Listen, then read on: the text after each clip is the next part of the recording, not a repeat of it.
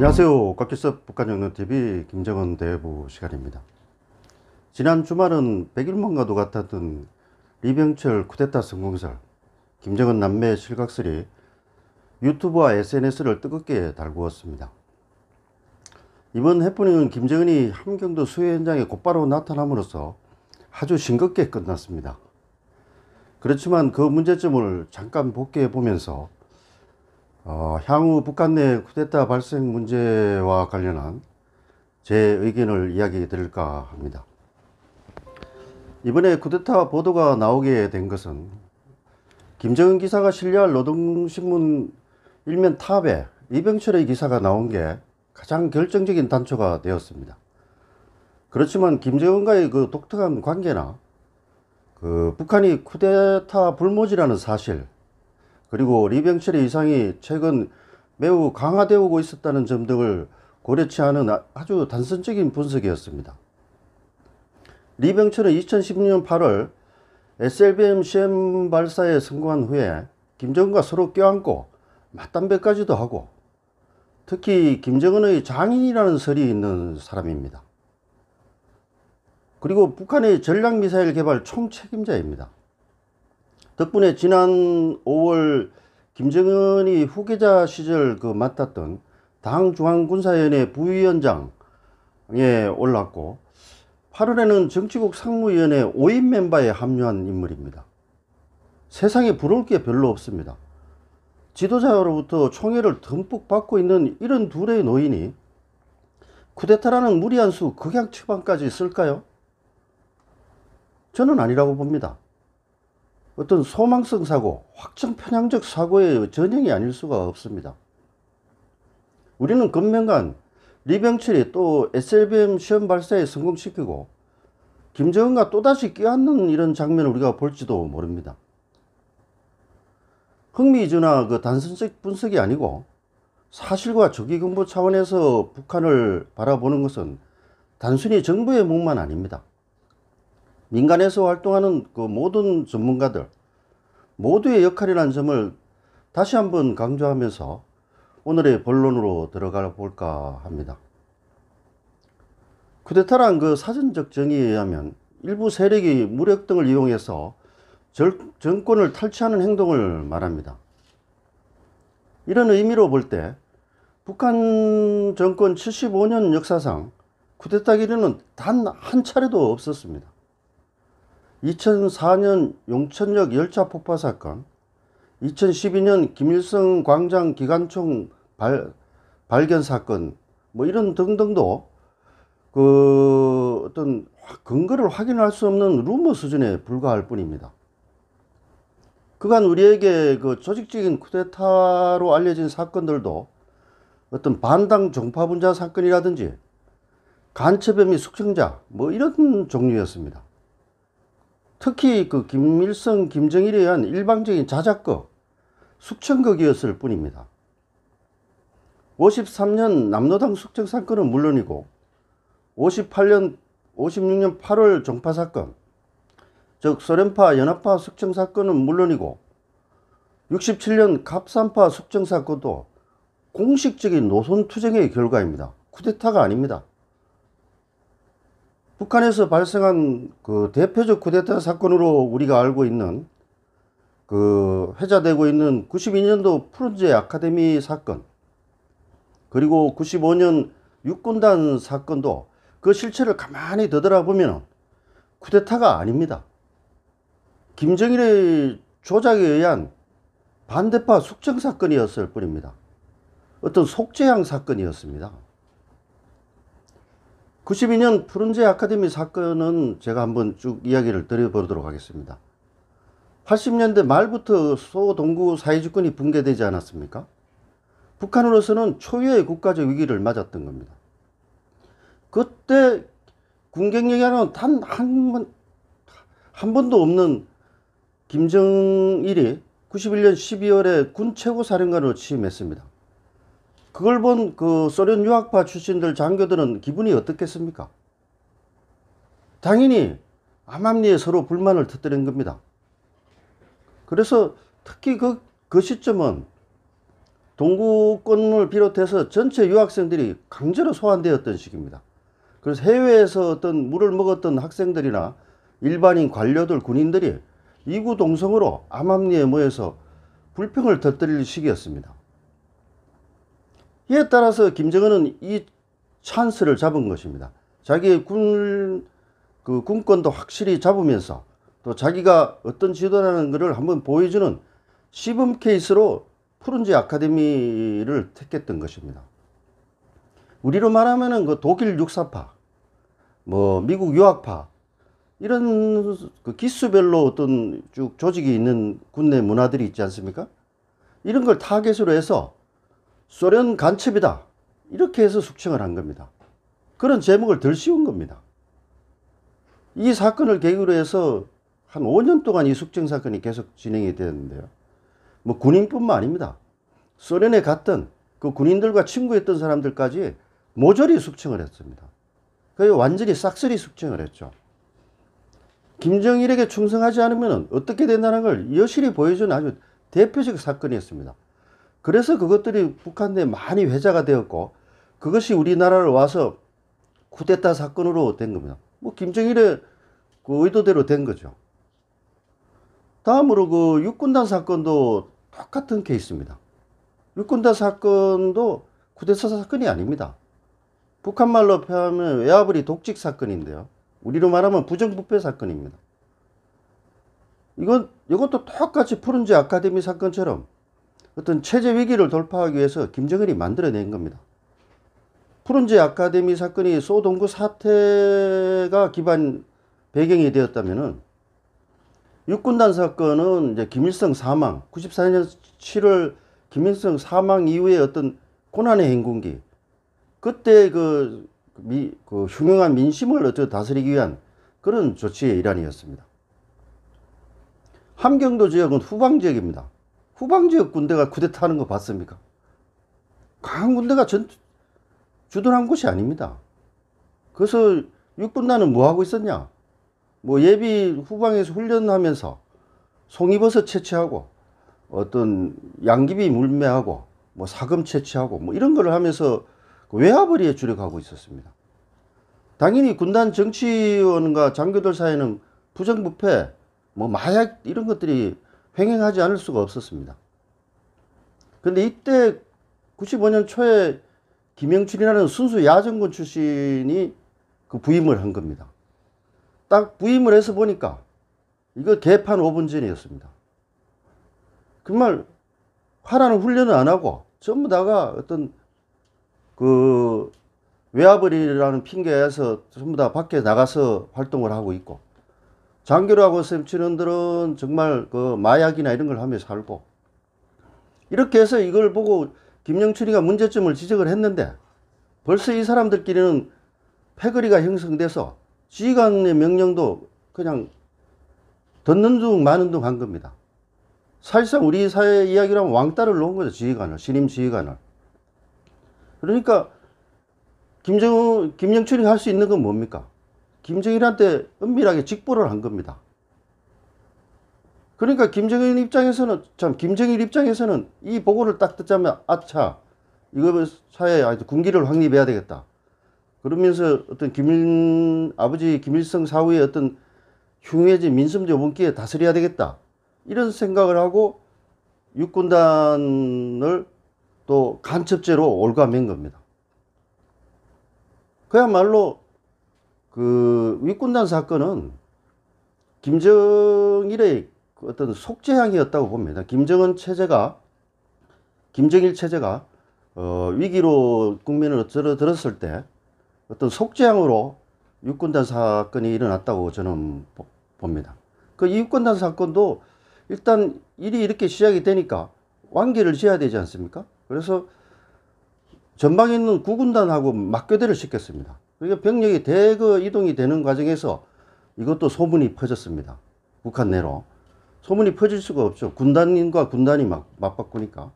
이런 군단이 맞바꾸는 사이에 어떤 육군단 정치원이 야심을 품고 평양을 진격하려고 했다가 들켰다. 그래서 어떤 처형됐다. 어떤 남조선과 연계해서 북한 정권을 무너뜨리려고 했다. 뭐 이런 입소문이 북한 전역으로 퍼졌던 겁니다. 그러니까 이 푸른지 아카데미 사건하고 똑같이 이것이 역으로 이제 해외로 퍼지고 탈북민을 통해서 우리 국내로 들어와서 반체제 쿠데타 업무 사건이 된 겁니다. 그렇지만 쿠데타 업무 사건이 아니고 이거는 분명하게 부정부패 사건입니다. 부정부패 사건을 김정은이가 간첩죄, 쿠데타 사건으로 몰아서 어떤 자기의 체제 위기를 극복하는 데 활용했던 사건입니다.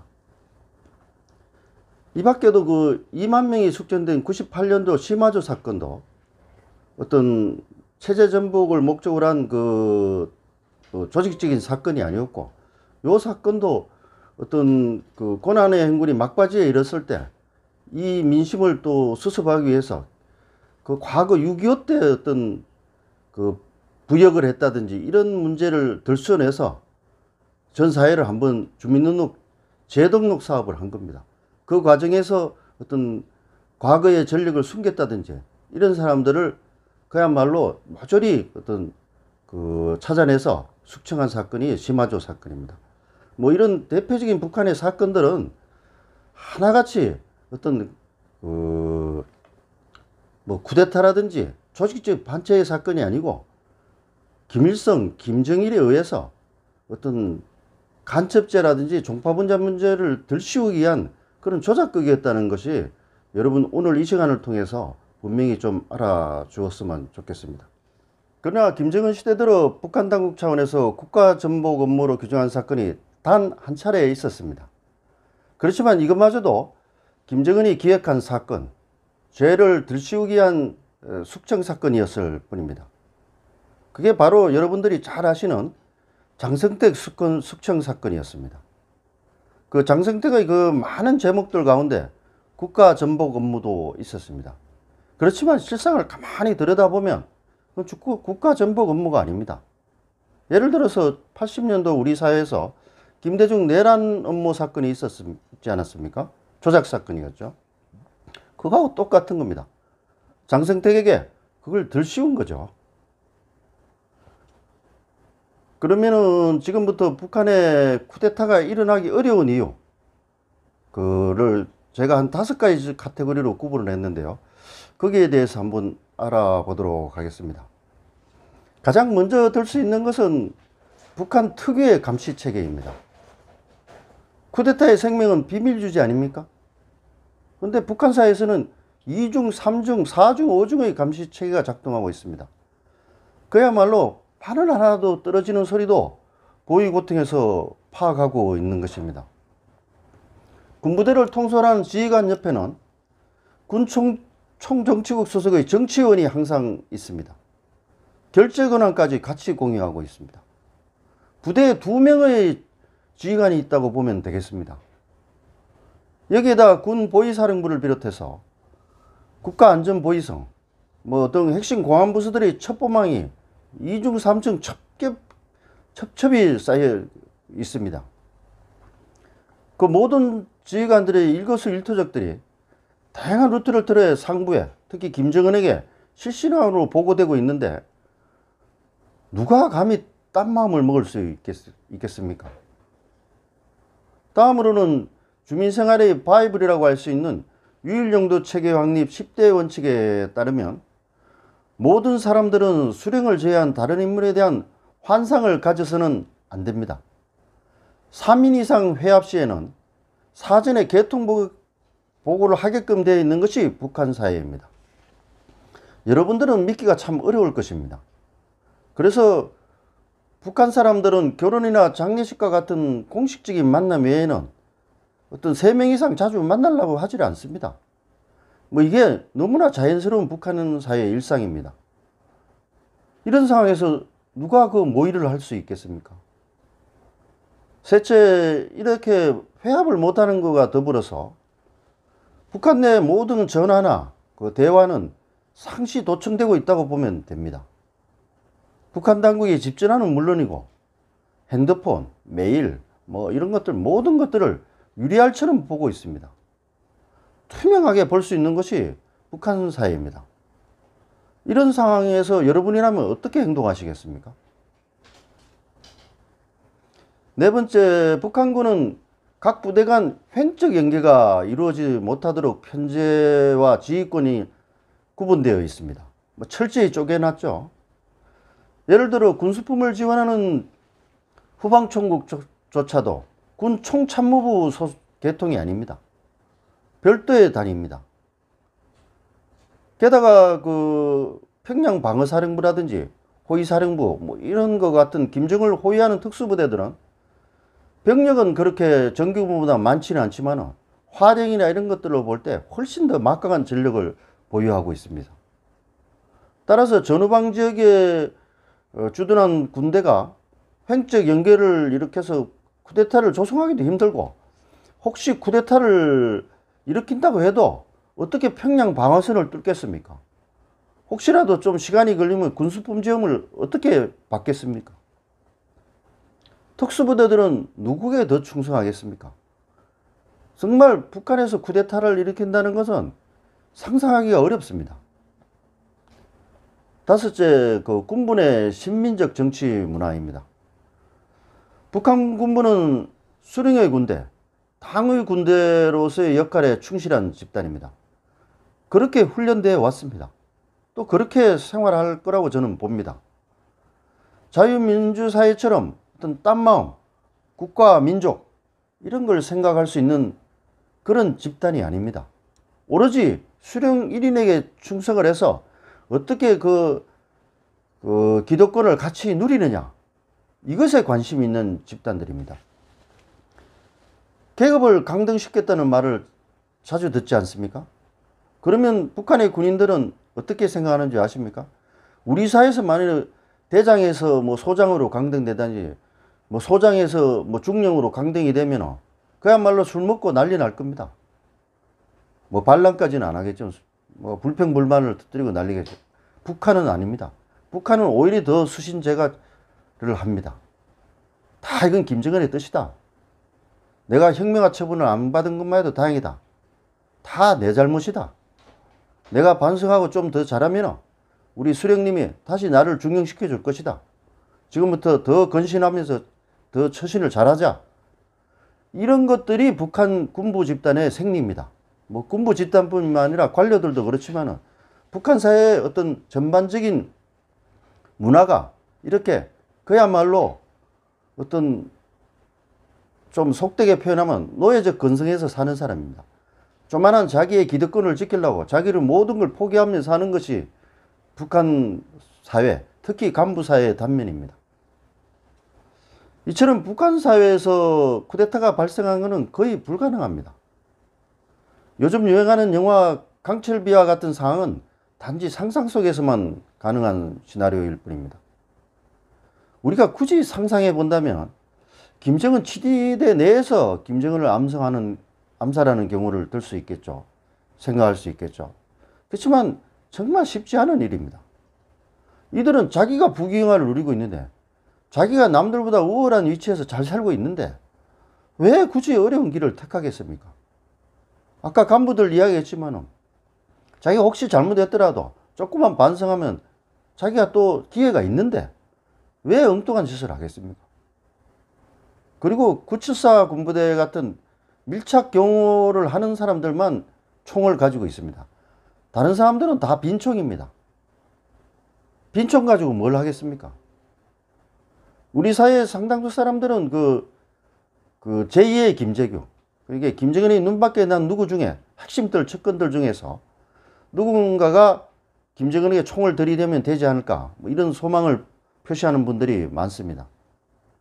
그때마다 제가 응대하는 말은, 그럼 총이나 칼은 어떻게 가지고 들어갑니까? 김정은에게 어떻게 접근하죠, 총을 가지고? 제가 이래 물어봅니다. 사실상 불가능합니다. 그 많은 그 겹겹한 그 경호 시스템 내를 통과한다는 거 어렵습니다. 자기 집으로 초대하더라도 다 사전조사가 이루어지거든요. 국가안전보위상이라고 해도 1호 행사가 딱 떨어지면 예외가 될 수 없습니다. 전체 경호원들한테 다 검색을 받아야 되는 겁니다. 이렇게 2중, 3중의 경호체계 속에서 암살들, 동물발 사태가 발생할 가능성은 거의 제로라고 생각하는 게 합리적인 판단 아니겠습니까? 저는 그렇게 생각합니다. 결론을 맺겠습니다. 쿠데타의 생명은 비밀 유지와 결사 아닙니까? 북한에서는 근데 이러한 환경이 보장이 되지 않습니다. 거미줄 같은 감시체계, 그리고 사상교육으로 인해서 그는 그야말로 어항석의 건붕어입니다. 그리고 사냥개, 푸들처럼 살고 있습니다. 그것을 합리적 선택이라고 살며 사는 사람들입니다. 향후 북한군이 좀 더 적극적인 역할을 할 수 있는 경우는 스스로 혁명을 할 수는 없을 거라고 저는 봅니다. 김정은 6.25 같은 특별한 상황이 발생하면 어떤 새로운 지도자를 옆에서 옹호 보위하는 데는 어떤 역할을 할 수 있을 거라고 저는 봅니다. 저는 이 정도가 북한군의 역할이 아닐까 이렇게 생각합니다. 오늘 제가 북한에서 쿠데타가 일어난 적도 없고 앞으로 일어날 가능성도 크지 않다고 얘기해서 아마 실망하신 분들이 많을 것 같습니다. 독재자 김정은이 하루라도 빨리 제거돼서 하는 그 마음 저도 정말 잘 압니다. 저도 개인적으로는 똑같은 마음입니다. 그렇지만 일생 동안 북한 문제를 다루고 있는 저로서는 사실은 사실대로 얘기를 해야 합니다. 소망이나 우연에 기대면서 안보 문제를 다루면 되겠습니까? 그렇지만 한치 앞을 내다볼 수 없는 게 인간사입니다. 그래서 저도 여러분도 사상 초유의 일이 북한에서 발생하기를 기도하도록 합시다. 그렇지만은 우리가 평소 생각하는 것은 북한에서 쿠데타가 일어나는 것은 매우 어려운 환경이다. 그러므로 우리는 북한 사회를 똑바로 변화시켜 나가야 된다. 뭐 김정일의 암살 상황이 나면은 가장 좋겠지만 떡 줄 사람 생각도 안 하는데 그 밑에서 그것만 바라면 되겠습니까? 그거보다는 북한의 김정은을 어떻게 관리 상대해서 김정은을 움직이게끔 만들고 김정은이 더 스트레스를 받게 만드는 것이 우리가 해야 될 일이라고 저는 생각합니다. 오늘 방송은 이것으로 마치도록 하겠습니다.